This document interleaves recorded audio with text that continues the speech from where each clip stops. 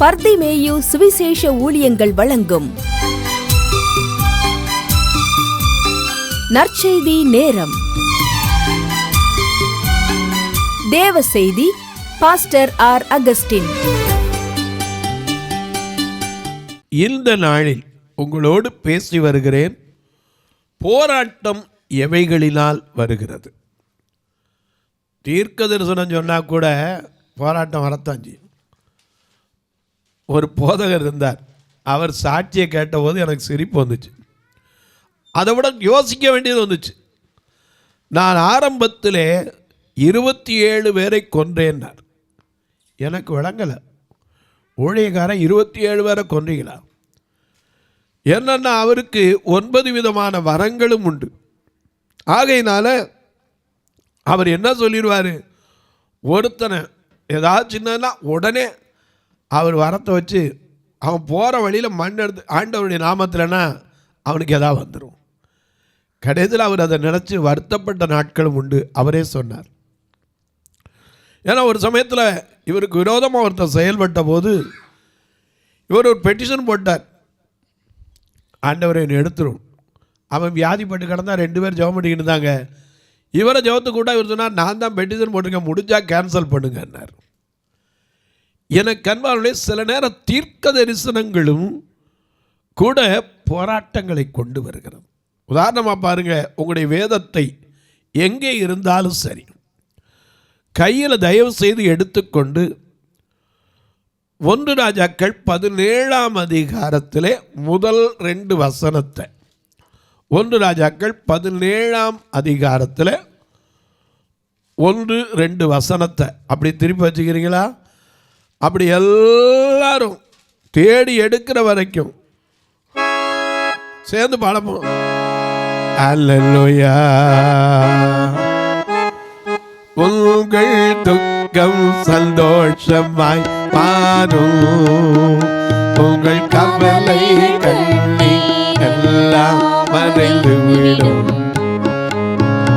உங்கள் துக்கம் சந்தோஷமாய் மாறும், உங்கள் கவலை கண்ணீர் எல்லாம் மறைந்து விடும். கலங்காதே மகளே, கலங்காதே மகளே, கலங்காதே மகளே, கலங்காதே மகளே. எங்கள் துக்கம் சந்தோஷமாய் மாறும், உங்கள் கவலை கண்ணீர் எல்லாம் மறைந்து விடும்.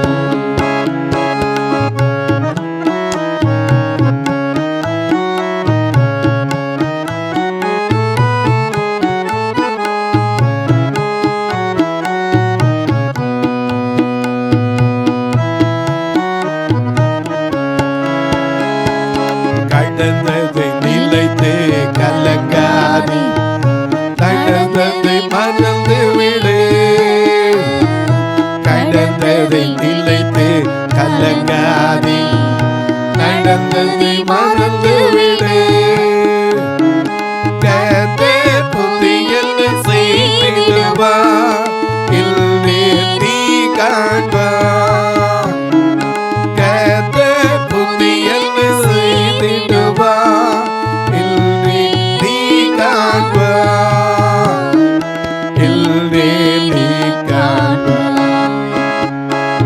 கலங்கிடவே வேண்டாம், கலங்கிடவே வேண்டாம், கலங்கிடவே வேண்டாம், கலங்கிடவே வேண்டாம். நம் இயேசு கைவிட மாட்டார், நம் இயேசு கைவிட மாட்டார். ராணிக்கு மேலாக சோதிக்கப்பட ஒரு நாளும் விட மாட்டார். ராணிக்கு மேலாக சோதிக்கப்பட ஒரு நாளும் விட மாட்டார். தாங்கிட பலன் தருவார், தப்பிச் செல்ல வழி செய்வார்.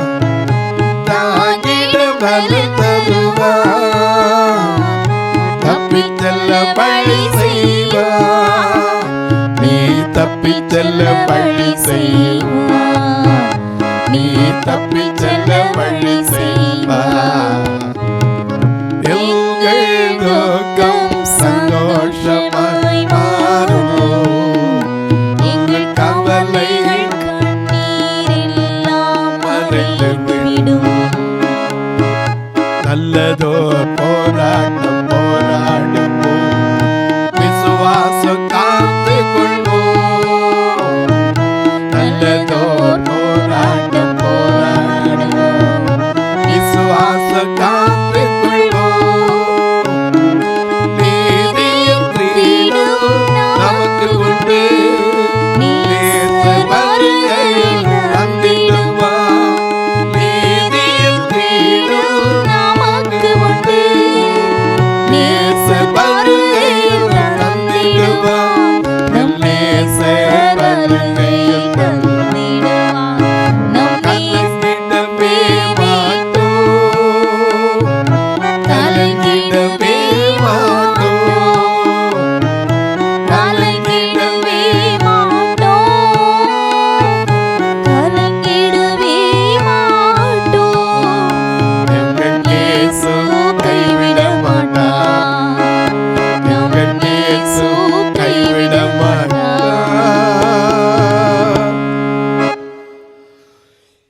வாசிக்கலாமா? தீர்க்க தரிசனத்தினால ஏலியாவுக்கு வந்த போராட்டம் என்ன தெரியுமா? வாசிங்க. 1 ராஜாக்கள் 17ஆம் அதிகாரம் முதல் 2 வசனம். கீலேயாத்தின் குடிகளிலே கீலேயாத்தின் குடிகளிலே திஸ்பியனாகிய எலியா திஸ்பியனாகிய எலியா ஆகாபை நோக்கி என் வாக்கின்படியே நல்ல கவனிங்க. இவன் ஒரு சாதாரண மனுஷன். ஏன்னா யாக்கோபு நிருபத்தில் 2:25 வாசிக்கிறோம், எலியா நம்மை போல ஒரு பாடுள்ள மனுஷன். ஆனா ஜெபம் பண்ணல ரொம்ப கருத்தா ஜெபம் பண்ணுவான். இவன் ஜெபம் பண்ணா அற்புதம் நடக்கும். ஆனா இவன் போய் என்ன ஜெபம் பண்ணாரு? ஆகாபுக்கு முன்னாடி போய் நில்லு. என்ன சொல்றார்? என்னுடைய வார்த்தையின்படியே அல்லாமல் இந்த தேசத்துல பனியோ மழையோ பெய்யாதிருக்கும் என்று இஸ்ரவேலின் தேவனாகிய முன்பாக நிற்கிற நான் அவருடைய ஜீவனை கொண்டு சொல்லுகிறேன். இதுதான் நடக்க போற காரியத்தை சொன்னா பாடு. இவன் சொன்னதான் போதும். உடனே ராஜாவுக்கு என்ன வந்துருச்சு? கோபம். வாசிங்க அடுத்த வசனத்தையும். பின்பு கர்த்தருடைய வார்த்தை அவனுக்கு உண்டாகி அவர் நீ இவ்விடத்தை விட்டு எதுக்கு ஓட சொன்னாரு? கர்த்தருடைய பயத்துக்கு ஓடுனா சொன்னாரு? இல்லங்க, அவனை போச்சொன்ன இடம் ஒரு சாதாரண எவனும் கண்டுபிடிக்கக்கூடிய இடம். எங்க போச்சா? நீ இவ்விடத்தை விட்டு கீழ்த்திசையை நோக்கி போய் யோர்தானுக்கு நேராயிருக்கிற அது ஒரு ஆறு கூட இல்ல, ஓடை அப்படின்னு சொல்றாங்க சரித்திர ஆசிரியர்கள். ஓடையில போய் எங்க ஒளியிற சொல்லுங்க பார்ப்போம். ஆனா கர்த்தர் அவன் அப்படி பாதுகாத்தார். ஏன் அவன் போய், ஒருவேளை நீங்க நினைக்கலாம் ஓடையோ ஆறோ அது முக்கியம் இல்லை, போய் ஒழிச்சுக்கிட்டு இருந்தாரே. ஆண்டவருடைய வார்த்தையை பேசுகிறோம், போய் ஒழியணுமா? ஏன் தெரியுமா? ஆண்டவர் சொல்றதை செஞ்சா போராட்டம் வரும், ஆனால் அவன் காப்பார். ஆண்டவர் சொல்றதை சொல்லும்போது சில போராட்டங்கள் வரும், நிச்சயமாக வராமல் இருக்காது. நான் ஒரு சமயத்தில் இப்படி தான், ஒரு பெண் இருந்தாங்க எங்கிட்ட இப்போ ஒரு 2 மாதத்துக்கு முன்னாடி. சுகம் இல்லாமல் இருந்தாங்க. ராத்திரி அதுவும் ஒரு 12 இருக்கும். நான் மருத்துவமனைக்கு கூட்டிகிட்டு போனேன். அவளுக்கு கொஞ்சம் வீசிங் இருந்தது. என் வாய் சும்மா இருக்கக்கூடாது. வீசிங் பார்த்துட்டு 1000 ரூபா மருத்துவத்துக்கு வந்துச்சு.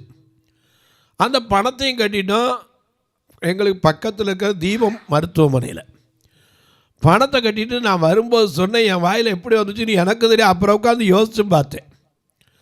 வரும்போது சும்மா இருக்கக்கூடாத வாயை மூடிட்டு நான் கூப்பிட்டு, இன்றைக்கோட உன் கணக்கு முடியுது, நாளைக்குள்ளே எங்கேயும் கொடுக்கல் இடுங்கல் வாங்கல் வச்சுருந்தேன்னா பேசி முடிச்சுக்க. ஏன்னா இன்றைக்கி செவ்வாய்க்கிழமை விடிய போது, மணி 12 தாண்டிருச்சு. நான் திங்கக்கிழமை நைட்டு சொல்கிறேன், செவ்வாய்க்கிழமை ஆயிடுச்சு, இன்றைக்கி ஒரு நாள் தான் இருக்குது, இன்றைக்குள்ளே பேசி முடிச்சுக்க, நாளைக்கோட உன் கணக்கு முடிஞ்சுன்னு. நான் எப்படி சொன்னேன்னு எனக்கே தெரியாது. நான் அதை பின்னாடி உட்காந்து யோசித்து பார்த்தேன், ஆண்டவரே இப்படிப்பட்ட காரியத்தை நான் சொல்லியிருக்காமே இருந்திருக்கலாமே சொல்லிட்டு நான் வந்துட்டேன். ஆனால் அதே அடுத்த நாள் கரெக்டாக சொன்ன மாதிரியே வேலை போய்ட்டு வந்து படுத்தவன் தான் எந்திரிக்கவே சேர்த்தே போயிட்டான். நான் திரும்பி அன்றைக்கி ராத்திரி போனேன். எல்லாரும் சொன்னாங்க, இவர் தான் சொன்னார், இவர் தான் சொன்னார். என் மனசில் எப்படி வந்துச்சுன்னு தெரியாது. கர்த்தர் சொன்ன வார்த்தை சொன்னதுனால அநேக நாள் இந்த மனுஷன் வாயை வச்சு சும்மா இருக்க, ஒரு வாயிலேருந்து வந்த வார்த்தை அவளே போயிட்டாள். எத்தனை பேர் என்னென்ன சொன்னாங்க தெரியுமா? சில நேரங்களில் ஆண்டவர் சில காரியத்தை சொல்லும்போது நம்ம மனசில் சொல்லுவோம், அது நமக்கே போராட்டமாக வரும். இந்த எலியாவுக்கு ஆண்டவருடைய வார்த்தை வந்திருக்கு. அவனா சொல்லலை, அவனே சொல்கிறான். ஆகாபடத்தில் போய் நின்றுக்கிட்டு கர்த்தருக்கு முன்பாக நிற்கிற நான் ஒரு வார்த்தை சொல்கிறேன், என் வார்த்தை இல்லாமல் இந்த தேசத்தில் பனியோ மழையோ பெய்யவே என்ன செய்யாது, பெய்யாது என்று யார் சொல்கிறேன்? கர்த்தருக்கு முன்பாக நிற்கிற நான், ஜீவனுள்ள தேவனுக்கு முன்பாக நிற்கிற நான் கர்த்தருடைய வார்த்தையை கொண்டு சொல்கிறேன்னா, அதே போல் 3 வருஷம் 6 மாதம் என்ன செய்யலை, மழையே பெய்யலை. அப்போ இப்படி ஒரு மனுஷன் சொல்லி நடந்துச்சுன்னா அவன் எங்கே நிம்மதியாக இருக்க முடியும் சொல்லுங்கள் பார்ப்போம். எலியாவை எத்தனை பேர் தேடி இருப்பான். அந்த அரசன் எப்படா இவன் கையில் எப்போ கிடப்பான்னு நினச்சிருப்பான். ஆண்டவர் நடத்துகிற விதம் தான் அற்புதங்க. அநேக நேரங்களில் ஆண்டவர் சொல்கிற வார்த்தை சொன்னாலும் பிரச்சனை வரும், போராட்டம் வரும். தீர்க்க தரிசனம் சொன்னதை ஒரு பக்கம் பார்த்தா ஆண்டவர்கிட்ட எவ்வளவு நெருங்கி இருக்கிற மனுஷன். கொஞ்சம் யோசிச்சு பாருங்க. அவர் தைரியமாக சொன்னார், என் வார்த்தை இல்லாமல் நீ தேசத்தில் பனியோ மழையோ பெய்யாது. இவர் எந்த பொறுப்பில் இருந்தார்? சாதாரண மனுஷன். கீலேயாத்தின் குடிகளிலே திஸ்பியன் ஆகிய எலியா, அவ்வளோதான் அவனை குறித்து இன்ட்ரோடக்ஷன். அவனை குறித்து அறிமுகமே என்ன இருக்குது? கீலேயாத்தின் குடிகளிலே திஸ்பியன் ஆகிய எலியா, அவ்வளோதான். அதை குறித்து மேலே அவனுக்கு ஒன்றுமே கிடையாது. இன்னைக்கு இருக்கிற தீர்க்கதரிசி ஒரு சின்ன காரியம் தான் போதும், மகா தீர்க்கதரிசி. எனக்கு அன்பானே, தீர்க்க தரிசனம் சொல்கிறதும் பரவாயில்ல. சில தீர்க்க தரிசனங்களை கேட்டால் சிரிப்பு தான் வருது. ஒரு சமயத்தில் ஒருத்தர் சொன்னார், அந்த அம்மாவும் 10-12 வருஷமாக குழந்தை இல்லைன்னு ஜெபம் பண்ண வந்திருக்காங்க. இவர் ஜெபம் பண்ணுறார், நான் ஒரு ஆண் பிள்ளை ஒரு குழந்தையை பார்க்கிறேன் வயிற்றில். அந்த அம்மா, என்ன குழந்தை ஆசை கேட்குறாங்க. 15 வருஷமாக இல்லையே. ஐயோ என்ன குழந்தை ஐயா சொல்லுங்க ஐயா, அதை கேட்டால் சந்தோஷப்பட்டுக்கிறேன். அவர் சொல்கிறார், நாப்கின் கட்டி இருக்கிறதுனால எனக்கு தெரியவில்லை. அம்மா வயிற்றிலே நாப்கின் கட்டி வர்றது போல இருக்குது. அட பாவியலா. தீர்க்க தரிசனம் சில நேரம் சொல்கிறது, ஆண்டவருடைய வார்த்தை சொன்னால் அது அப்படியே நடக்குங்க, நிச்சயமாக நடக்கும். ஆண்டவர் தீர்க்க தரிசனம் சொன்னார்னா பாருங்க, ஆண்டவரே சொல்கிறாரு. ரெபேக்காள் போய் கேட்குறா. ஆதியாகமம் 25-22 ரெட்டை பிள்ளையோடைய வயிற்றில் இருக்குது. அந்த ரெட்டை பிள்ளைய ஒன்றோடு ஒன்று மோதிக்கிருச்சு. அவளுக்கு ஒரு கேள்வி வருது, இப்படியானால் எப்படியோ? இப்போமே இந்த வயிற்றுக்குள்ளே இந்த பாடு எடுத்ததே, இது பிறந்தா எப்படியோ என்ன இருக்குமோ? அவளுக்கு ஒரு பயம் வந்துருச்சு. உடனே யார்கிட்ட போனால்? கர்த்தர் இடத்துல விசாரிக்க போனா. வாசிக்க பார்ப்போம். ஆதியாகமம் 25-22 அவள் கர்ப்பத்திலே பிள்ளைகள் ஒன்றோடு ஒன்று மோதிக்கொண்டிருந்தன. அப்பொழுது அவள் இப்படியானால் எனக்கு எப்படியோ என்று சொல்லி கர்த்தரிடத்தில் விசாரிக்கும்படி போனாள். அதற்கு கர்த்தர், 2 ஜாதிகள் உன் கர்ப்பத்தில் பாருங்க, கிளியர் கட்டா பதில் கிடைக்கும். 2 ஜாதிகள் உன் வயிற்றிலிருந்து புறப்படும், 2 வித ஜனங்கள் உன் வயிற்றிலிருந்து பிரியும். அவர்களில் ஒருவன் மற்ற ஜனத்தாரை பார்க்கிலும் பலத்திருப்பான், மூத்தவன் இளையவனை சேவிப்பான் என்றார். நடந்துச்சா இல்லையா? மூத்தவன் யாரை சேவிப்பான்? இளையவனை சேவிப்பான். சேஷ்ட புத்திர பார்த்து கூட வித்து போட்டான். ஆண்டவர் சொன்ன அது திட்டமும் தெளிவுமா இருங்க. ஒரு சாதாரண மனுஷனை கொண்டு தீர்க்க தரிசனம் சொல்லுகிறார். அப்படி சொன்னதுனால அப்படியே நடந்துச்சு. ஒரு பக்கம் நம்ம நினைப்போம், எலியாவின் தேவன் நம் தேவன் பாடுறோம் இல்லையா? பாடுறோம்ல, எத்தனை தடவை பாடுறோம். எலியாவின் தேவன் நம் தேவன், வல்லமையின் தேவன் நம் தேவன். எலியாவின் தேவன் நம் தேவன், வல்லமையின் தேவன் நம் தேவன் தாசர்களில் ஜெபம் கேட்பார், வல்ல பெருங்காரியம் செய்திடுவார். தாசர்களில் ஜெபம் கேட்பார், வல்ல பெருங்காரியம் செய்திடுவார். கர்த்தரே தேவன், கர்த்தரே தேவன் என்றே ஆர்ப்பரிப்போம். கர்த்தரே தேவன், கர்த்தரே தேவன் என்றே ஆர்ப்பரிப்போம்.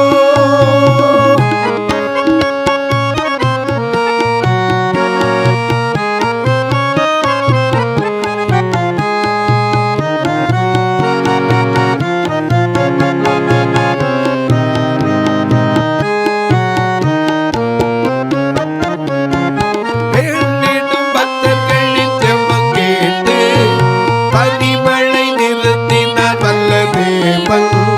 வேண்டிடும் பக்தர்களின் ஜெபம் கேட்டு பனிமழை நிறுத்தினார் வல்ல தேவன். கர்த்தரே தேவன், கர்த்தரே தேவன் என்றே கதறின தேவஜனமே. கர்த்தரே தேவன், கர்த்தரே தேவன் என்றே கதறின தேவஜனமே.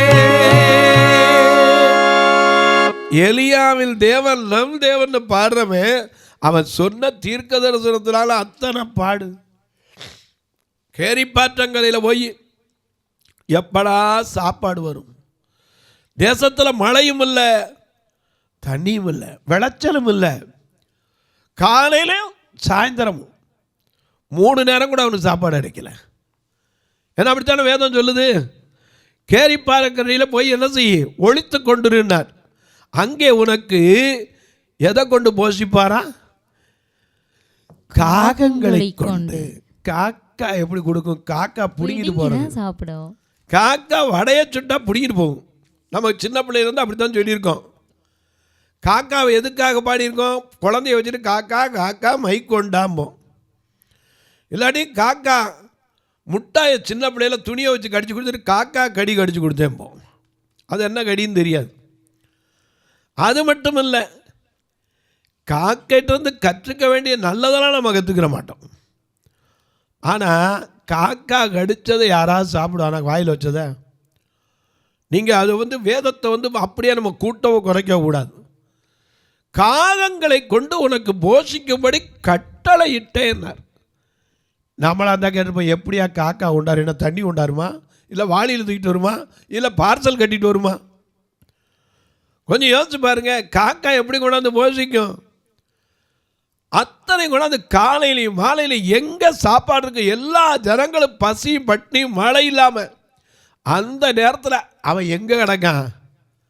கொஞ்சம் ராத்திரி தூங்குற கூட நல்ல இடம் இருக்குமான்னு தெரியாது. ஓடையாக இருந்தாலும் சரி, அது ஆறாக இருந்தாலும் சரி, எனக்கு அதை பற்றி பிரச்சனை இல்லை.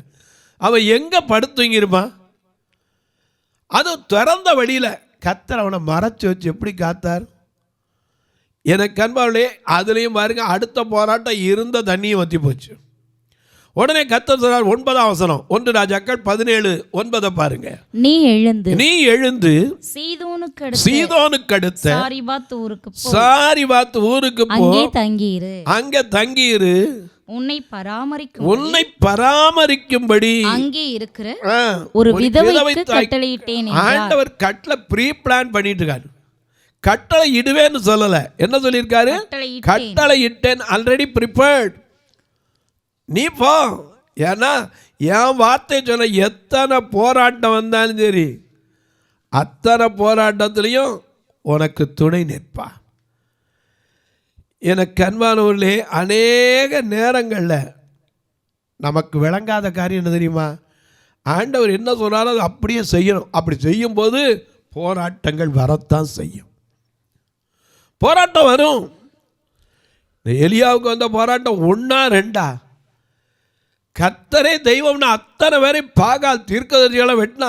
ஒரு சமயத்தில் ஆகாமோனை கொல்ல போறேன்டான்னு போய் ஒளிஞ்சுக்கிட்டு ஜீவனை கூட கசப்பாக்கினது நீங்கள் மறக்கக்கூடாது. அவனே போச்சு. நான் 1 ராஜாக்கள் 19ஆம் அதிகாரத்தில், போதும் ஆண்டவரை, என் பிதாக்களை பார்க்கிலும் நான் நல்லவன் அல்ல, என் ஜீவனையும் எடுத்துக்கொள்ளும். எவ்வளவு பெரிய மனுஷனுக்கு போராட்டம் வருங்க.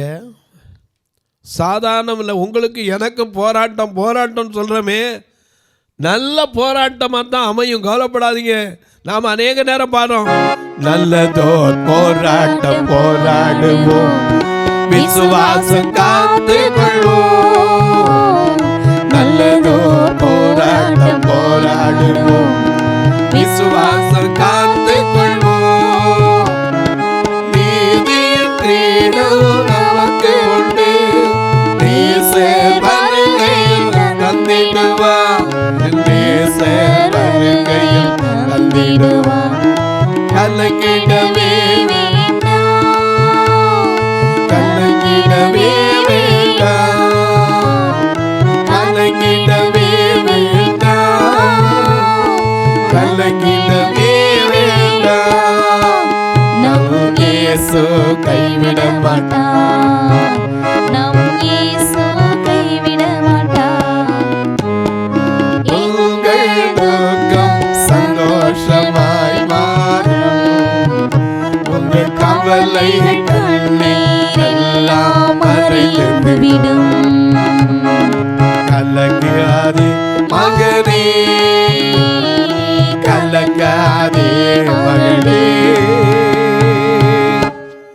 சோர்ந்து போகாதீங்க. நிச்சயமா போராட்டம் ஆண்டவர் சொன்னதை செஞ்சாலும் வருங்க. தீர்க்கதரிசனம் சொன்னவங்க அந்த காலத்தில் தீர்க்கதரிசிகள் எத்தனை பேர் கொலை செய்யப்பட்டாங்க. ஆண்டவருடைய வார்த்தையை சொன்னதுக்கு அவமானத்தை ஏற்றவில்லை எத்தனை பேர். இந்த எலியா ஒளிஞ்சு ஒளிஞ்சு ஒளிஞ்சு சாரிபாத்தில் போய் அவ பார்த்தா சாக போறையா ஓராடதான் இருக்கு, அதில் எனக்கு கொண்டு வா. அந்த இடத்துல வச்சு கர்த்தர் காப்பாற்றினார். ஏன் பெரிய தீர்க்கதரிசனம். திரும்பி ஜெபம் பண்ணுற வரைக்கும் மழை வந்துச்சா? 1 ராஜாக்கள் 18:42 பார்க்கிறோம். அவன் கர்மேல் பர்வதத்தின் மேல் ஏறி என்ன பண்ண, தன் முகம் 1 ராஜாக்கள் 18:42 வாசிக்க பார்க்கலாம். அங்கே போய் தன் முழங்கால் போஜனபானம் பண்ண போனான். சரி. பின்பு எலியா கர்மேல் பர்வதத்தினுடைய சிகரத்தின் மேல் ஏறி தரையிலே பணிந்து தன் முகம் தன் முழங்காலில் பட குனிந்து தன் ஊழியக்காரனை நோக்கி, இப்ப சொன்னா போய் எட்டிப்பா இருப்பா. பெருமழை, சின்ன ஒரு உள்ளங்கை அளவு மேகத்தை தான் பார்க்கிறேன்னா, பெருமழை இடத்தில் கேட்குது ஓடுனா, அது வரைக்கும் பெய்யாத மழை பெய்தது. எனக்கு அன்பானவர்களே, ஒன்றை தெரிஞ்சுக்கங்க, தீர்க்கதரிசிக்கும் பாடுகள் போராட்டம் உண்டு. தொலைக்காட்சியில் பார்க்கிற என் அன்பு மக்களே, இந்த நிகழ்ச்சியை நாள்தோறும் பார்க்குறீங்க, கேட்குறீங்க, சந்தோஷப்படுறீங்க.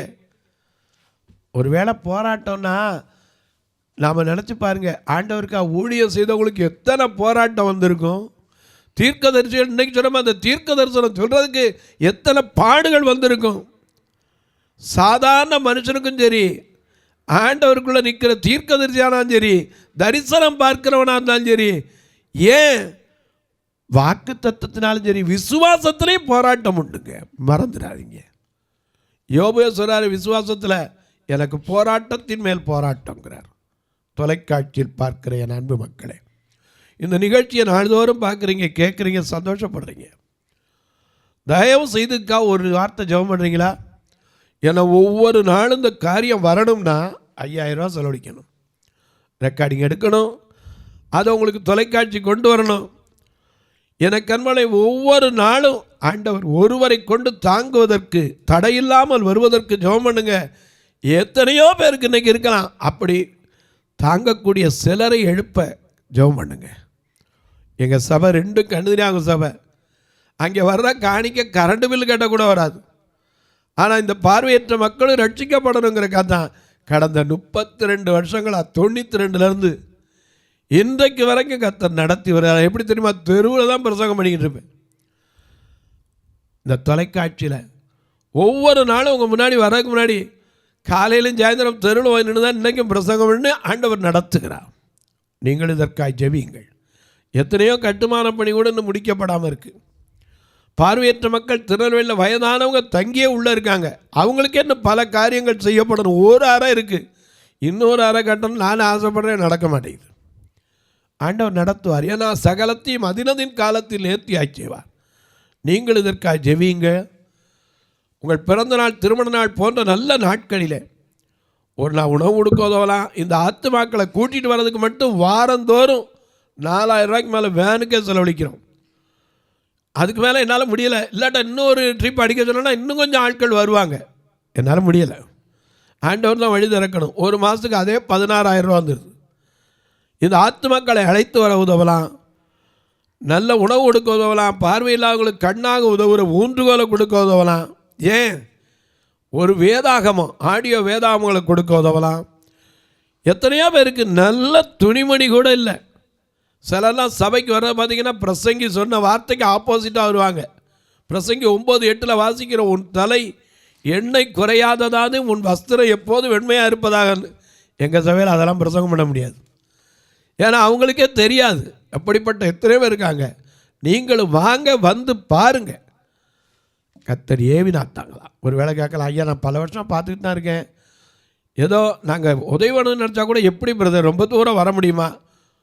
இதில் 2 நம்பர் வந்துக்கிட்டே இருக்கும், ஜிபே ஃபோன்பே. அது வழியாக நீங்கள் தொடர்பு கொள்ளலாம். ஏன்ட்ட கேட்டால் உங்களுக்கு அங்கேருந்தே தொடர்பு கொள்வதற்கு வங்கிக்கான விவரங்கள் அதற்குரிய எல்லாவற்றையும் உங்களுக்கு சொல்லுவேன். கணக்கு வைக்கணும் கேட்கணும் கூட நீங்கள் தாராளமாக விசாரிச்சா அதுக்கும் வழி இருக்க சொல்லுவேன். உங்கள் ஜெபக்காரி எது இருந்தாலும் காலை 10லேருந்து 5க்குள்ளே கூப்பிடலாம். இப்போ உங்களுக்கு ஜெபிக்கட்டுமா? நல்ல பிதாவே, நன்றியோடு துதிக்கிறோம் சுவாமி. இந்த மனமகிழ்ச்சியான நாளிலே போராட்டம் என்பதை குறித்து நாங்கள் தியானித்து வருகிறோம். ஒருவேளை சாதாரண மனுஷர்கள் மட்டும்தான் போராட்டமா?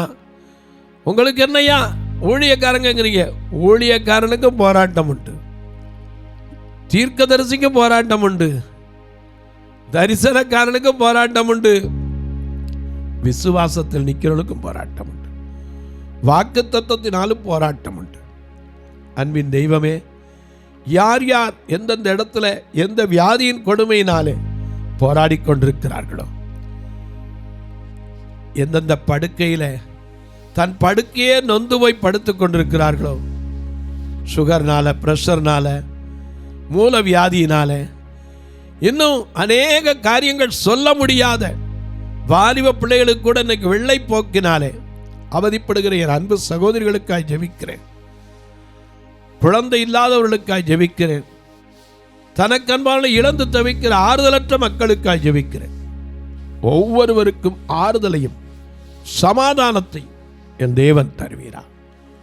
இயேசு கிறிஸ்துவின் ஈடு இணையற்ற வல்லமையுள்ள நாமத்தில் ஜெபிக்கிறேன் நல்ல பிதாவே, ஆமென். சபை ஆராதனை ஞாயிறு காலை 10 மணி முதல் 12 மணி வரை. இடம் பர்திமேயு சுவிசேஷ ஆலயம், அன்னை சத்யா நகர், இளமனூர் அஞ்சல், சக்கிமங்கலம் வழி, மதுரை மாவட்டம். பின்கோட் 625201 மற்றும் பர்திமேயு சுவிசேஷ ஜெப வீடு, flat number 107, Eden garden, Muthur, Tirunelveli. Pincode 627011. சிறப்பு உபவாச கூட்டம் ஒவ்வொரு மாதமும் 2வது சனிக்கிழமை காலை 10 மணி முதல் 1 மணி வரை நாகர்கோவில் YMCA ஹாலில் வைத்து நடைபெறுகிறது. மற்றும் ஒவ்வொரு மாதமும் 4வது சனிக்கிழமை காலை 10 மணி முதல் 1 மணி வரை திருநெல்வேலி புதிய பேருந்து நிலையம் அருகில் உள்ள கிரேஸ் ஹாலில் வைத்து நடைபெறுகிறது. எங்கள் எல்லா ஆராதனைகளிலும் கலந்து கொண்டு தேவனை மகிமைப்படுத்த அன்பாய் அழைக்கிறோம். உங்கள் உதாரத்துவமான காணிக்கைகளினால் இவ்வூழியத்தை தாங்க விரும்பினால் R Augustine, account number 5021364331, IFSC code IDIB 000B066, Indian bank, BP Kulam, Madurai. GPay number 9842181917, BGM ministries மற்றும் 9442559772, பிளைண்ட் மினிஸ்ட்ரீஸ் அகஸ்டின்.